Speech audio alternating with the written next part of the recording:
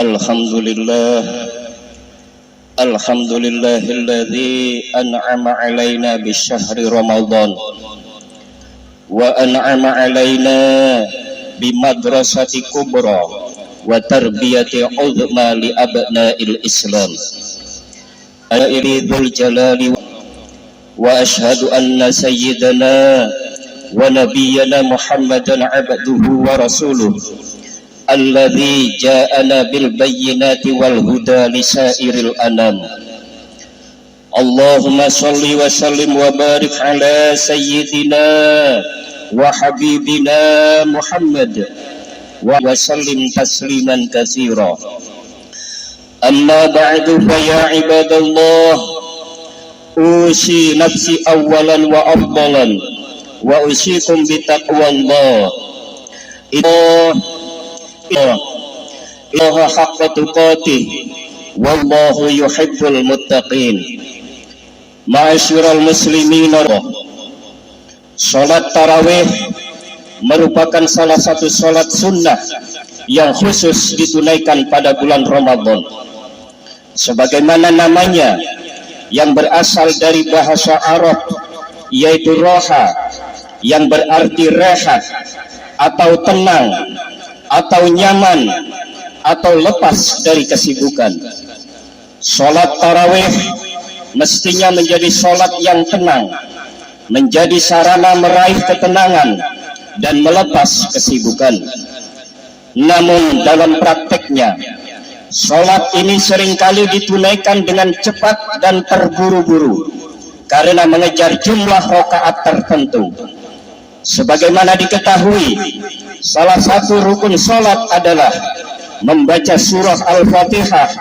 Dengan sedikitnya ada 10 persyaratan seperti yang disebutkan oleh Syekh Zainuddin Al-Malaybari dalam kitab Fathul Mu'in. Berikut ini 10 persyaratan membaca surah Al-Fatihah. Yang pertama yaitu membaca semua ayatnya. Yang kedua, dibaca ketika berdiri. Ketiga, membaca Al-Fatihah dengan niat membacanya. Keempat, membaca surah Al-Fatihahnya setidaknya terdengar diri sendiri. Kelima, membacanya dalam bahasa Arab, tidak boleh diganti bahasa lain. Keenam, menjaga semua tasdidnya. Ketujuh, menjaga huruf-hurufnya. Kedelapan, tidak cacat bacaannya yang bisa merusak makna. Kesembilan, mualah, yaitu tidak terlalu lama menghentikan bacaan. Dan yang ke-10, yaitu tertib sesuai urutan ayat dalam mushaf. Setelah itu, ia melanjutkannya dengan pembacaan surah atau ayat Al-Quran yang lain. Sebagaimana berlaku umum, pembacaan Al-Quran harus tartil, baik di dalam maupun di luar sholat, berdasarkan penggalan surah Al-Muzammil ayat yang keempat, warattilil Qur'ana tartila, dan bacalah Al-Quran itu dengan tartil atau perlahan-lahan. Ma'asyiral muslimin rahimakumullah, dalam kaitannya dengan tartil, Sayyidina Ali bin Abi Thalib karramallahu wajhah menjelaskan, yang dimaksud tartil adalah tajwidul huruf wa ma'rifatul wuquf. Artinya membaguskan huruf dan mengetahui tempat-tempat berhenti bacaan atau waqaf. Kemudian kriteria membaguskan huruf sekurang-kurangnya terpenuhi dengan mengeluarkan huruf dari makhrajnya, seperti al-jawf, tarful lisan dan halqi, dan memenuhi sifat-sifatnya, baik sifat lazimah seperti jahar, hamas, itbaq, istifal dan isti'la, maupun sifat aridah seperti idgham, izhar, ikhfa dan imala. Jika melihat tartil sesuai definisi Sayyidina Ali bin Abi Thalib tersebut, sudah barang tentu bacaan Al-Quran tidak bisa dilakukan dengan cepat-cepat. Ini pula yang diisyaratkan oleh Imam Asy-Syafi'i yang mempersyaratkan sekurang-kurangnya bacaan tartil dengan tarkul ajalah fil Quran, atau tidak terburu-buru dalam bacaan supaya jelas. Tak heran bila ulama lain sampai mensyaratkan bacaan tartil dengan bacaan huruf demi huruf. Dalam syarah Al-Muhazzab, Syekh Nawawi menegaskan, para ulama sepakat memakruhkan membaca Al-Quran dengan cepat. Dijelaskan para ulama, status makruh ini tentu bacaannya masih benar, tidak keluar dari ketentuan tajwid. Banyak bacaan yang cacat dan sampai merusak makna, boleh jadi bukan makruh lagi, melainkan berdosa. Sebagaimana pernyataan para ulama tajwid, malam yujawwidil Qur'ana asimu. Siapa saja yang tidak mentajwidkan Al-Quran, atau siapa saja yang membaca Al-Quran tidak memakai tajwid, maka ia berdosa. Ma'asyiral muslimin rahimakumullah. Mengapa para ulama memakruhkan bacaan yang cepat? Karena kecepatan bacaan dapat mengabaikan aspek tadabbur atau perenungan terhadap isi kandungan ayat. Padahal tadabbur lebih mampu mendekatkan pembaca pada ketenangan dan pengagungan kepada Allah sebagai zat sang pemilik kalam, serta lebih menyentuh hati. Tak heran jika Ibnu Abbas radhiyallahu anhu menyebutkan, pembacaan Al-Quran satu surah dengan tartil itu lebih aku sukai dibanding membaca seluruh Al-Quran tanpa tartil atau dengan cepat. Kemudian berkaitan dengan tumakninah, jumhur ulama dari kalangan mazhab Maliki, Syafi'i dan Hambali sepakat mewajibkannya, terutama dalam rukuk dan sujud. Sebagaimana sebagian ulama Syafi'i menjadikan tumakninah sebagai rukun salat tersendiri. Adapun yang menjadi dalil wajibnya tumakninah menurut mazhab Maliki, Syafi'i dan Hambali adalah hadis Rasulullah sallallahu alaihi wasallam riwayat Al-Bukhari dari Abu Hurairah yang berbunyi, "Idza qumta ila sholati fa asbighil wudu, thumma istaqbilil qiblata fakabbir, thumma qra' bima tayassara ma'aka minal Qur'an, thumma irka' hatta tatma'inna raki'an, thumma irfa' hatta tastawiya qa'iman, thumma isjud hatta tatma'inna sajidan, thumma irfa' hatta tatma'inna jalisan, thumma isjud hatta tatma'inna sajidan, thumma irfa' hatta tatma'inna jalisan, thumma fa'al dzalika fi shalatika kulliha." Yang artinya, jika engkau menunaikan salat, maka sempurnakanlah wudu, lalu menghadap kiblat dan mengucap takbir, lalu bacalah ayat Al-Quran yang menurut kamu mudah, yaitu Al-Fatihah dan surah.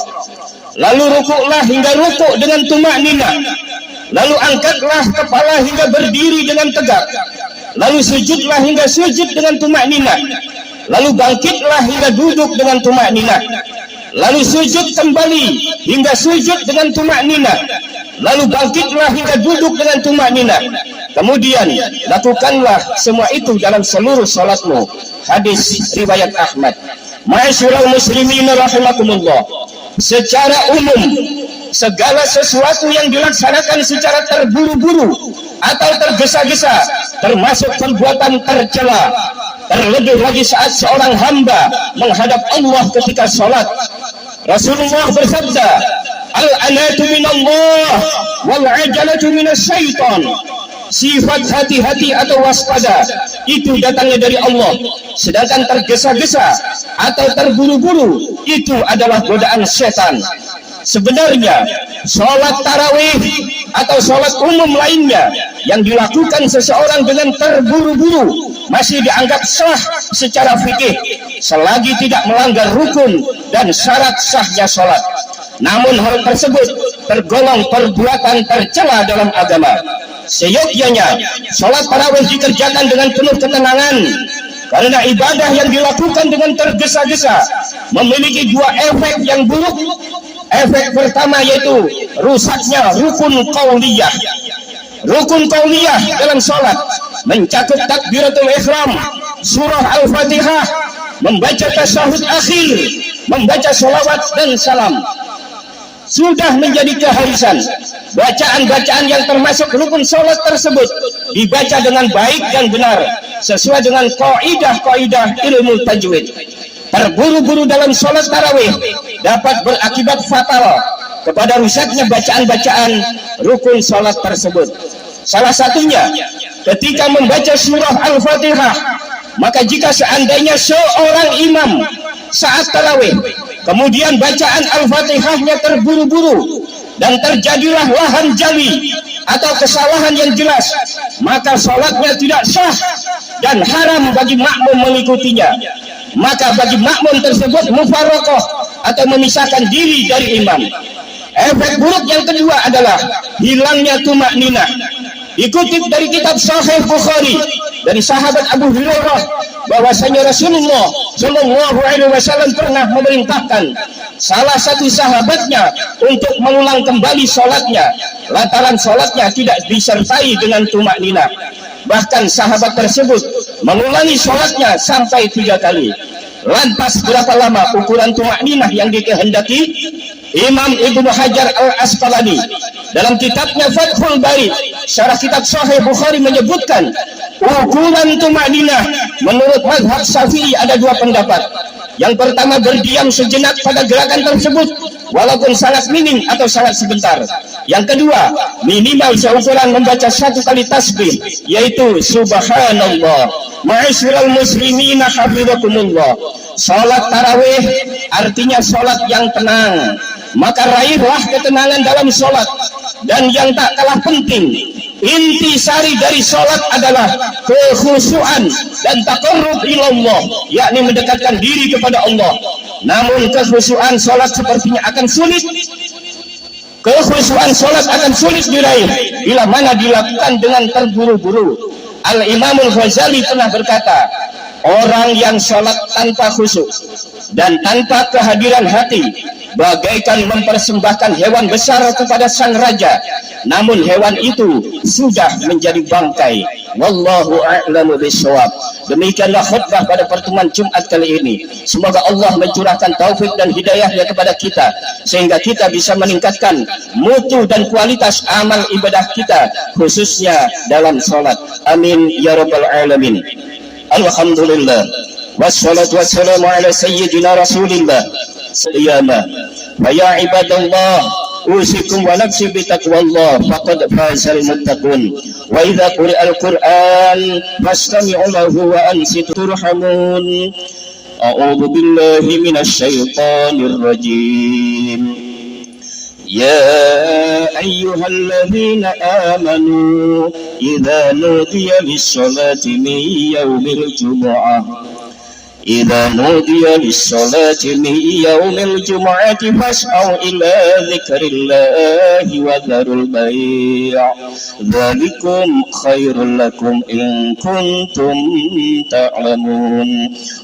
ونفعني وإياكم بما فيه من الآيات وتقبل الله مني ومنكم تلاوته إنه هو السميع العليم. أقول قولي هذا وأستغفر الله العظيم لي ولكم ولوالدي ولوالديكم ولسائر المسلمين والمسلمات والمؤمنين والمؤمنات فاستغفروه إنه هو الغفور الرحيم. اللهم صل وسلم